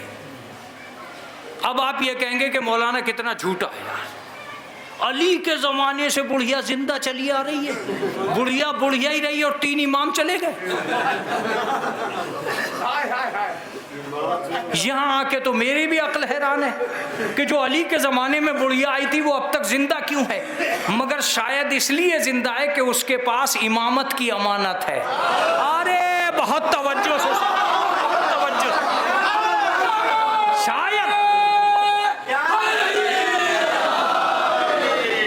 شاید اس کے پاس امامت کی امانت ہے۔ تو جو امانت کو لے کر اتنے دن زندہ ہے تو جس کے پاس پورا اسلام ہے، جو پردہ غیب میں بیٹھا ہے، وہ زندہ کیوں نہیں رہ سکتا؟ یہ کیوں زندہ تھی کیوں زندہ نہیں تھی مجھے تو نہیں معلوم، لیکن میں یہ ضرور بتاؤں گا کہ یہ زندہ ہو کر کہاں تک پہنچی اور اس کی زندگی کا حال کیا ہوا۔ یہ جب چوتھے امام کا دور آیا تو بہت بڑھیا ہو گئی، کمر جھک گئی، جھکے جھکے مسجد میں آ گئی۔ اس نے نظریں اٹھا کے دیکھا کہ ایک آدمی ہے جو سجدے پہ سجدہ کیے جا رہا ہے، اس کا رکوع طولانی، اس کی تسبیح بہت بڑی، اس کی کمر میں درد ہونے لگا۔ ایک مرتبہ مسجد کا رخ کر کے بولی بار الہ، میں تو حق کی تلاش میں تیرے گھر تک چلی آئی تھی، مگر وہ ہے کہ اس کی عبادت تو مکمل ہونے کا نام ہی نہیں لے رہی، لہذا اب مجھ میں طاقت نہیں ہے، میں واپس جا رہی ہوں۔ ابھی واپس جانا ہی چاہتی تھی کہ چوتھے امام نے حالت رکوع سے انگلی اٹھائی۔ آپ کا سننا اپنی جگہ ہے، میرا لطف اپنی جگہ۔ حالت رکوع سے انگلی اٹھائی، انگلی کا اٹھنا تھا کہ جتنے بھی کنکر تھے سب ایک جگہ جمع ہو گئے، مسجد کی دیوار گر رہی تھی سیدھی کھڑی ہو گئی اور بڑھیا جوان ہو گئی، مجلس تمام ہو گئی، بڑھیا جوان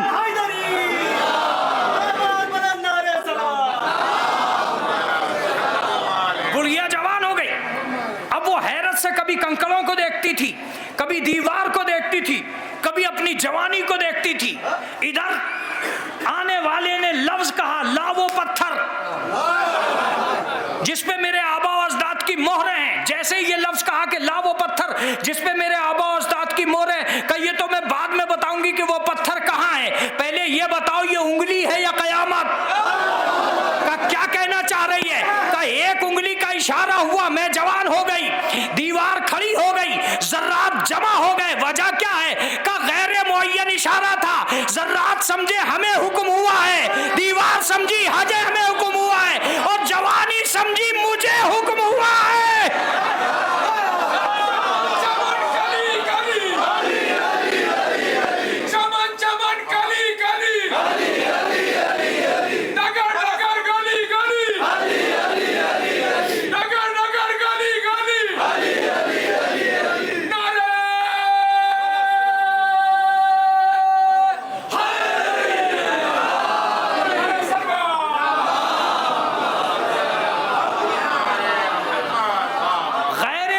اشارہ تھا، میں تجھے واپس پلٹنے کا حکم دے رہا تھا، انگلی کے اشارے سے چاہتا تھا کہ تو پلٹ آئے، لیکن جوانی پلٹ آئی۔ کہا مولا آپ کی انگلی میں اتنی طاقت کہ کسی ضعیف کی جوانی پلٹ آئے؟ کہا ہماری انگلی کا کیا بات کرتی ہے، ہم اگر معین کر دیں تو سورج کی روانی پلٹ آئے۔ تو وہ پتھر لائے، امام نے اس پہ مہر کی، امام نے کہا ملا لے۔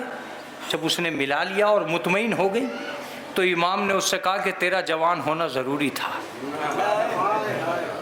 یہی وہ بڑھیا ہے جب 12ویں امام آئیں گے تو یہ 11 مہریں ان کے سامنے رکھے گی۔ آئے ہائے آئے ہائے آئے ہائے،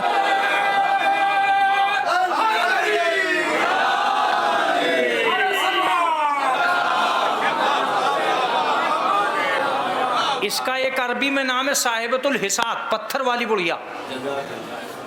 یہ 11 مہریں امام کے سامنے رکھے گی اور امام 12ویں مہر لگا کے کہیں گے کہ ملا لے، پہلا کیسا ہے آخری کیسا،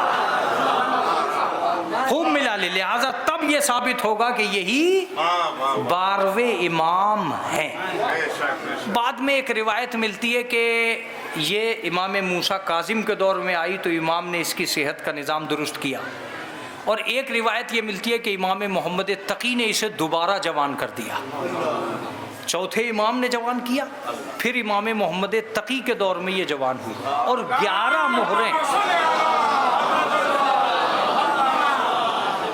مہریں اس کے پاس موجود ہیں۔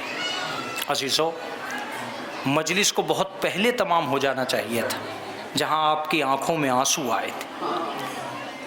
آپ نے اب تک کی، میں ترجمانی کر رہا ہوں چونکہ آخری جو ذاکر ہوتا ہے وہ سب کچھ دیکھ رہا ہوتا ہے، میں صبح سے آیا ہوا ہوں اور سب کچھ منظر آپ کے سامنے۔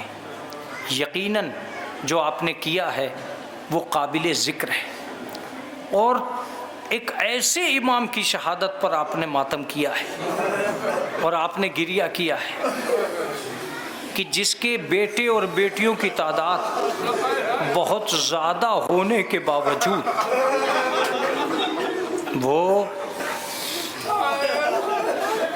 وہ مظلوم کا جنازہ جو بغداد کے پل پر رکھا تھا، لیکن میں آج آپ کو آنسو آنے سے پہلے ایک جملہ چھٹے امام کا ضرور سن۔ چھٹے امام فرماتے ہیں کہ ہمارے اجداد پہ رونے والوں کبھی گھٹ گھٹ کے نہ رو، اس لیے کہ ہمارے اجداد کو تڑپا تڑپا کے مارا۔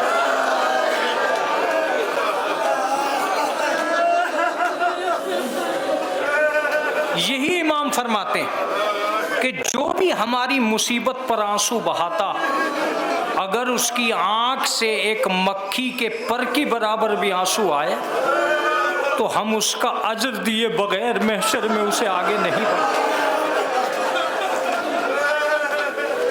عزیزو، جانتے ہو جناب فاطمہ زہرا نے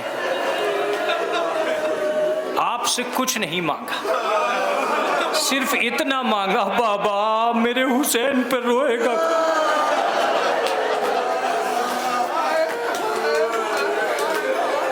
لیکن عزیزو، آج خواتین ماتم کر رہی، جوان گریہ کر رہا، اور یقیناً آج کی یہ مصیبت کسی عاشورہ سے کم نہیں، لیکن میں آپ کو صرف واقعات کے مصائب سنانا نہیں چاہتا، میں آپ سے ایک جملہ کہنا چاہتا ہوں کہ کربلا کسی واقعے کا نام نہیں ہے۔ واقعات تو اس لیے سنائے جاتے ہیں کہ آپ اس مصیبت تک پہنچ سکیں، لیکن میں آج آپ کی اس مجلس کو صرف حساس بنانا چاہتا ہوں۔ کربلا کبھی کبھی بغیر لفظوں کے ہمارے سامنے آ کر کھڑی ہو جاتی ہے۔ کہیں گے مولانا یہ کیسے کہہ رہے ہیں آپ کہ ہمارے سامنے آ کر کھڑی ہو جاتی؟ میں ایک جگہ کسی کی میت میں شریک ہوا. جب میں میت میں شریک ہوا تو میں نے دیکھا کہ گھر سے جب بچے روتے ہوئے اس جگہ آتے تھے جہاں لوگ میت کے لیے آ کر بیٹھے ہوئے تھے، امام باڑے میں کہہ لیجئے، تو ایک بزرگ یا 2-3 بزرگ ہمیشہ یہی جملہ کہتے تھے کہ اسے پانی پلاؤ، اسے پانی پلاؤ. جب یہ جملہ کہتے تھے مجھے یاد آتا تھا کہ کربلا میں سکینہ تڑپتی رہی، کسی نے یہ نہیں کہا کہ اسے پانی پلاؤ.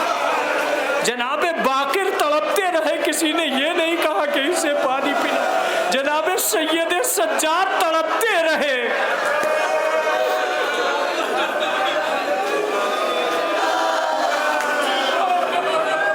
کسی نے یہ نہیں کہا کہ اسے پانی پلا. کربلا بغیر لفظوں کے ہمارے سامنے آ کر کھڑی ہو جاتی. ایسا لگتا ہے کہ جیسے آج تک یہ جملہ سنیے اور اس کے بعد جتنا رونا چاہے اتنا روئیے. آج تک ایک لمحے کے لیے بھی ہم وہاں کھڑے نہیں ہو سکے جہاں اہل بیت نے زندگی گزاری. خدا کی قسم، جہاں اہل بیت نے زندگی گزاری ہو، ایک لمحے کے لیے بھی ہم وہاں کھڑے نہیں ہو سکے. میں یاد دلاؤں گا اور اس کے بعد جناب امام موسیٰ کاظم کے مصائب پڑھوں گا اور بات کو تمام کر دوں گا. آپ کہیں گے کہ مولانا یہ آپ کیسے کہہ رہے ہیں کہ آج تک ہم وہاں نہیں کھڑے ہو سکے؟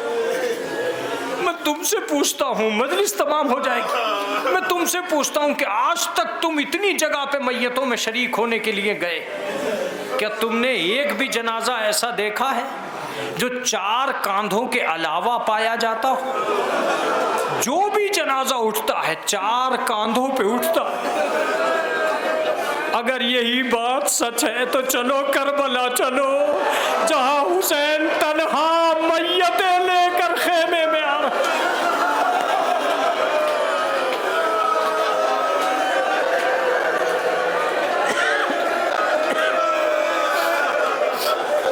اکیلے کاندھے پر صبح سے شام تک میرا مولا میت پہ میت لاتا رہا.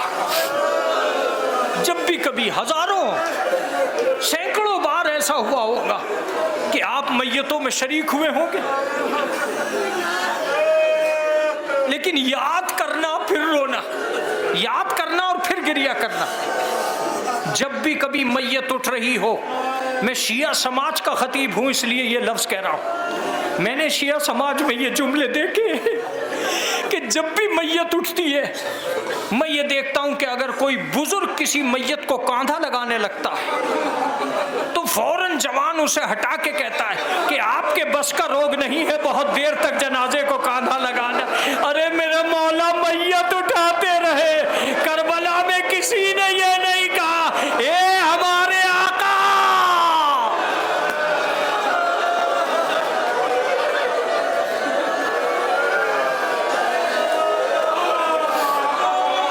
کسی نہیں.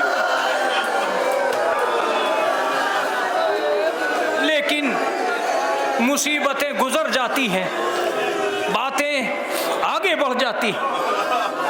مقتل کی بات الگ ہے، لیکن کیا کوئی یہ سوچ سکتا ہے کہ امام حسین نے کیا کیا ہے؟ یہ مصائب کیسے گزرے ہیں، کیسے میتیں اٹھائی گئی؟ میں آج کی تاریخ کے لیے پہلے ہی یہ جملہ پڑھ رہا ہوں کہ ہو سکتا ہے، ممکن ہے کہ کسی کی جیل میں موت ہو گئی ہو، قید میں موت ہو گئی ہو، مگر مجھے یاد کر کے بتاؤ کیا ایک بھی جنازہ ایسا آیا ہے جو ہتھ گڑیوں میں آیا؟ لیکن میرے امام کا جنازہ بغداد کے پل پر رکھا تھا.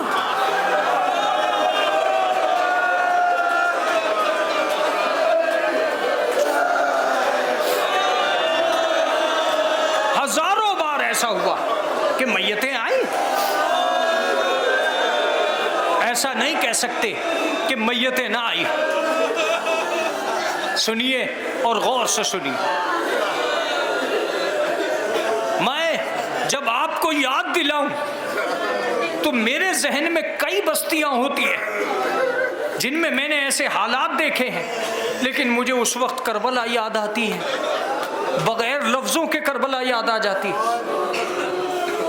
اگر آپ سن سکتے ہیں تو سنیں، اور بس یہ شاید ہو سکتا ہے کہ آخری بات بھی ہو، اس کے بعد میں بغداد کے پل کا ایک واقعہ اور بات تمام کر دوں۔ خداوند عالم جو بھی امام موسیٰ کاظم پہ آنسو بہا رہا ہے، اسے جناب زہرا کے لیے ایک ہی جملہ کہ میرے مولا اس غربت میں ہم کچھ نہیں کر سکتے آپ کے اوپر سوائے آنسو بہانے۔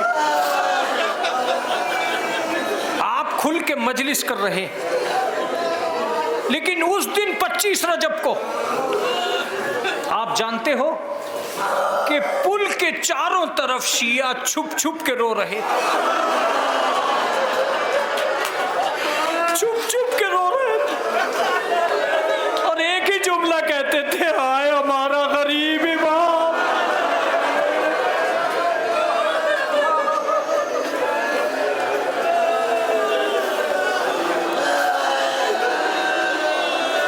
سنیں، کبھی کبھی مصائب اس منزل پہ آ جاتے ہیں کہ ہم اور آپ محسوس نہیں کر پاتے، لیکن اگر محسوس کرنے پہ آ جائے تو محسوس ہو سکتے۔ جنازہ فاطمہ زہرا کا جنازہ، رات کی تاریکی میں جب جناب فاطمہ کا جنازہ اٹھا تو جناب اسماء نے علی مرتضیٰ کا ہاتھ پکڑ کے کہا کہ مولا، کیا آدمیوں کے کم ہونے کی وجہ سے آپ دل ملول تو نہیں؟ اسماء، نبی کی بیٹی کا جنازہ ہے، میں دل ملول نہیں ہوں گا تو کون ہوگا؟ کہا بی بی نے مجھ سے کہا تھا کہ اگر علی کا دل ملول ہو جائے تو میری طرف سے علی سے کہہ دینا کہ زینب کو میرے تابوت کے نیچے لے کر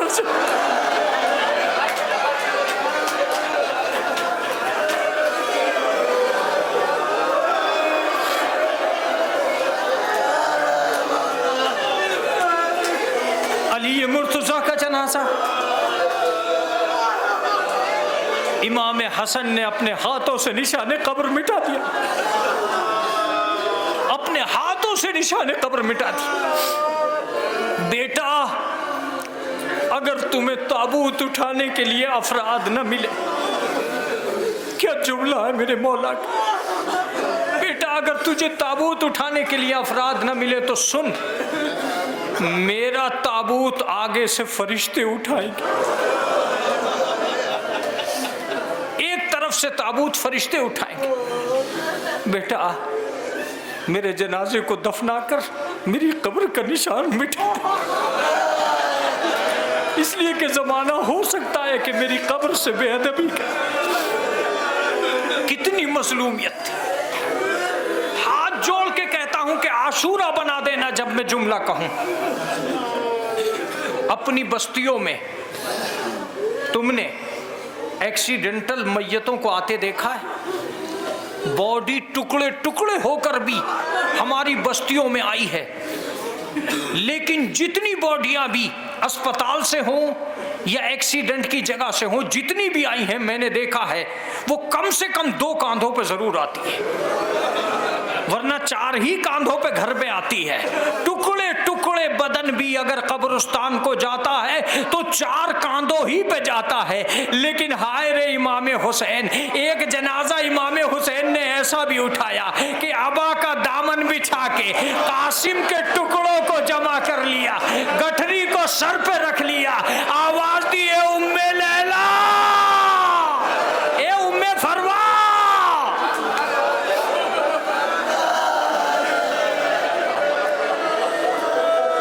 اے زینب ام کلثوم، ایک ایسا جنازہ بھی میں لا رہا ہوں۔ عزیزو، آپ نے مجلس کا حق ادا کر دیا، اب میں اس سے زیادہ کی زحمت کلام آپ کو نہیں دے سکتا۔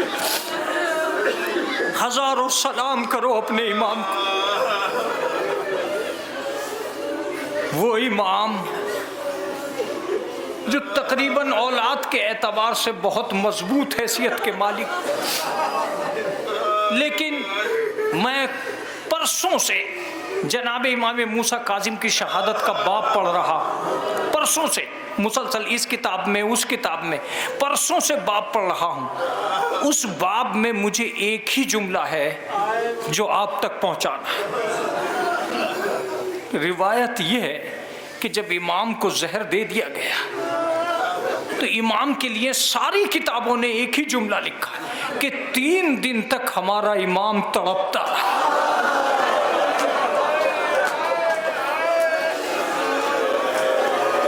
3 دن تک امام موسیٰ کاظم تڑپتے رہے۔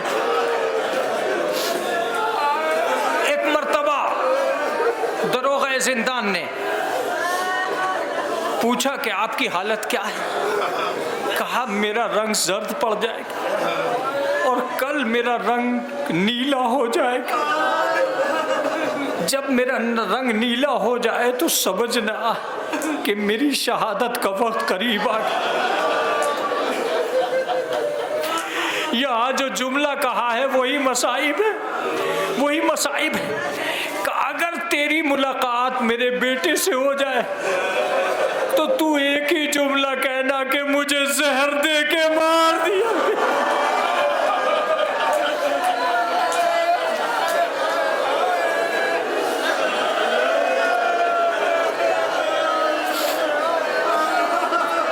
مجھے زہر دے کے مار دیا۔ روایت یہ بتاتی ہے کہ جب جناب امام موسیٰ کاظم کی شہادت ہو گئی تو صرف توہین شیعت کی خاطر، توہین شیعت کی خاطر امام کا جنازہ بغداد کے پل پر رکھ دیا گیا اور باقاعدہ زنجیروں میں امام کی جنازہ موجود تھا اور ایک منادی ندا کر رہا تھا کہ یہ رافضیوں کے امام ہیں۔ اس وقت مورخین لکھتے ہیں کہ بہت سارے لوگ تھے جو اس کوشش میں تھے کہ کسی طریقے سے مولا کے پاس سے یہ اعلان کرنے والے ہٹیں اور ہم اپنے امام کا جنازہ دفنائیں۔ اسی کوشش میں بھیس بدل بدل کر لوگ امام کے جنازے کے قریب سے گزرتے، لیکن آنکھوں میں آنسو تو ہوتے تھے پر وہ کوئی بھی یا امام کہہ کے رو نہیں پا رہا تھا۔ شام تک یہ پہرا رہا، رات کے 12 بجے تک یہ پہرا رہا۔ یہاں میر انیس کا ایک مرثیہ ہے بہت مشہور، اس مرثیے کے کچھ الفاظ ہیں جو میں آپ تک پہنچانا چاہتا ہوں۔ وہ لکھتے ہیں کہ جب کنڈیشن یہ تھی اور حالت یہ تھی کہ کوئی بھی جنازے کے قریب نہیں جا پا رہا تھا چاہنے والا، جب اعلان کرنے والے اعلان کرتے کرتے تھک گئے اور دربار میں جا کر ایک بات یہ کہی گئی کہ اب کوئی تو ہے جو اس جنازے کو دفنائے گا۔ جتنے انتظار کرنے والے تھے انتظار کر رہے تھے۔ بادشاہ نے کہا کہ اپنے لوگوں کو وہاں سے ہٹاؤ۔ جب وہ لوگ ہٹے تو روایت یہ بتاتی ہے کہ ایک حداد تھا لوہار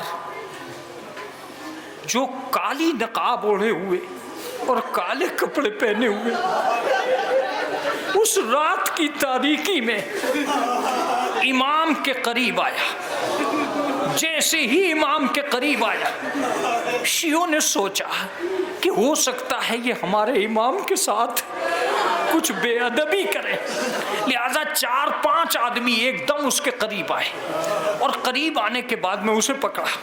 تو کیا بے ادبی کرنا چاہتا ہے؟ یہ کچھ بھی ہے، ہمارے امام ہے۔ تو اس نے کہا کہ میں بے ادبی کرنے نہیں آیا ہوں۔ کہ اگر تو بے ادبی کرنے نہیں آیا ہے تو پھر کیا کرنے آیا؟ تیرے پاس اسلحہ موجود ہے، تو میرے امام کی طرف جھک رہا ہے، کیا بے ادبی کرنا چاہتا ہے؟ کہ میں بے ادبی کرنے نہیں آیا ہوں، مجھے تو یہاں بھیجا گیا ہے۔ کہ وہ کون ہے جس نے تجھے بھیجا؟ کہا کہ میں اور میرا بیٹا سویا ہوا تھا کہ اچانک میرے دروازے پر دق الباب ہوا۔ میں نے جو دروازہ کھول کے دیکھا تو میں نے دیکھا کہ ایک نقاب پوش بی بی جو میرے دروازے پہ کھڑی اور میرے دروازے پہ کھڑے ہو کے میں نے پوچھا بی بی اس رات میں یہاں آنے کا کیا مطلب؟ بی بی زمانہ پرآشوب ہے، تم اپنے گھر چلی جاؤ۔ کہا میں اپنے گھر نہیں جا سکتی، تو لوہار ہے نا؟ کہا میں لوہار ہوں، لیکن آپ کا مجھ سے کیا لینا دینا ہے؟ آپ چلی جاؤ، اگر آپ مسافر ہو تب بھی چلی جاؤ، حالات بہت نازک ہیں۔ کہا کہ حالات چاہے کتنے ہی نازک ہیں، تو یہ بتا کہ تو اپنے بیٹے کو کتنا چاہتا؟ کہا کہ میں جان دے سکتا ہوں اپنے بیٹے کے لیے۔ کہا اگر تو اپنے بیٹے کے لیے تڑپ سکتا ہے تو میں آج لوہار ہونے کے ناطے تجھ سے ایک بات کہنے آئی۔ کہا کیا بات ہے؟ کہا کہ بغداد کے پل پہ میرے ایک بیٹے کا جنازہ پڑا۔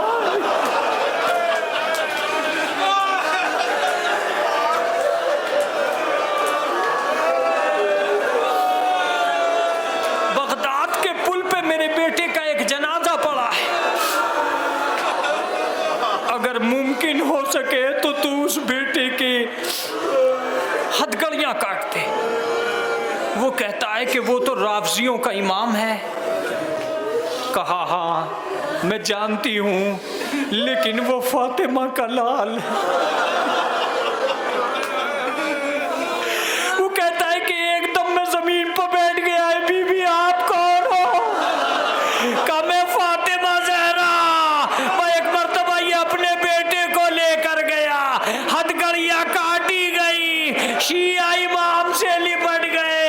اے میرے مولا، کیا یہ وقت آ گیا ہے ہمارا امام قید خانے سے باہر ہے، ہتھکڑیوں میں جنازہ جکڑا ہوا ہے، میت کی ہتھکڑیاں کاٹی جا رہی ہیں۔ انا للہ و انا الیہ رضم بقضائہ و تسلیما لامرہ، سیعلم الذین ظلموا ای منقلب ینقلبون۔